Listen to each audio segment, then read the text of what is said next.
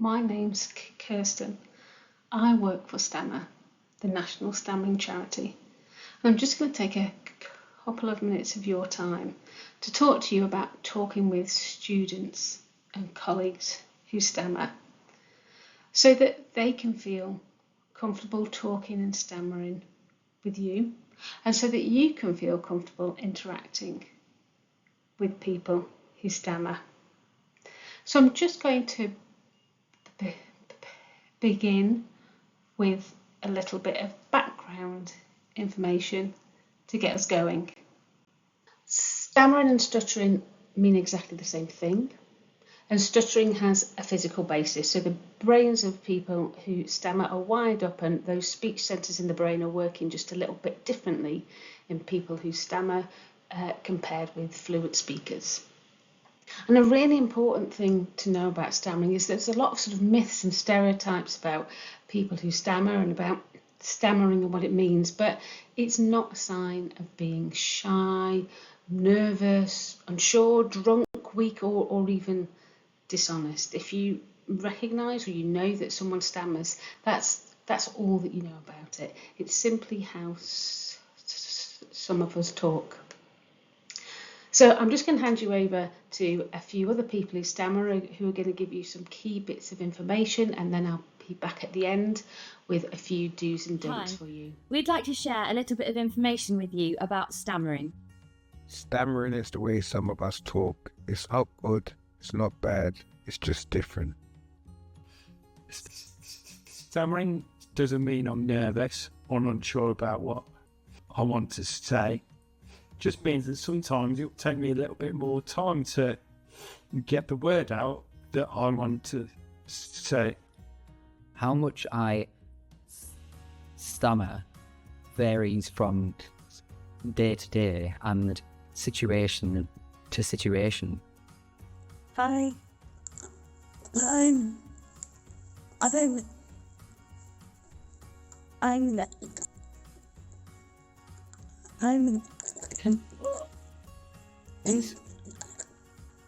Nicole.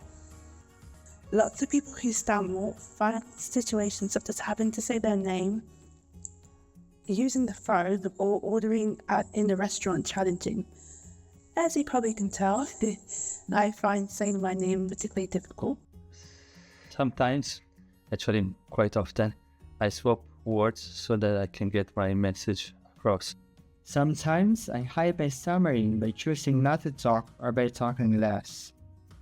Talking to someone who's stammering can be difficult when you're not used to it. That's okay. Just hang on in there and be patient. Don't try and guess what I'm saying. Just wait and let me finish. Stammering is the way some of us talk. It's not good or bad. It's just different. So, just a few do's and don'ts. You've got these tips to take away. Do value stammered speech. It's the way some of us talk. This is our authentic voice.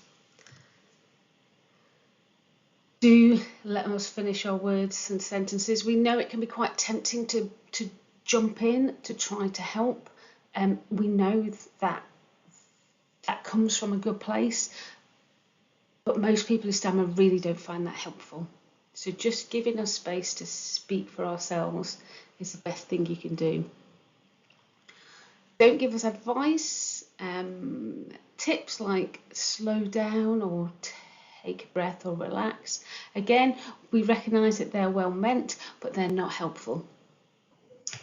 So, and depending on your role and the way you might be coming into contact with students or colleagues, do think about whether you can offer more than a single communication route so that people who stammer or perhaps have other challenges around communication and contact can choose which route works best for them, whether that might be choices between speaking on the telephone or using email or web chat or meeting face to face or on video calls, working out something that both works for your service but offers people a choice can be really valuable in in facilitating that constructive communication and conversation. If you'd like more information, don't hesitate to get in touch. Our website is stammer.org, and that's packed full of information and resources. You can also email us at help@stammer.org. You can call our helpline on 0808 802 0002, or we have live web chats open 4 days a week.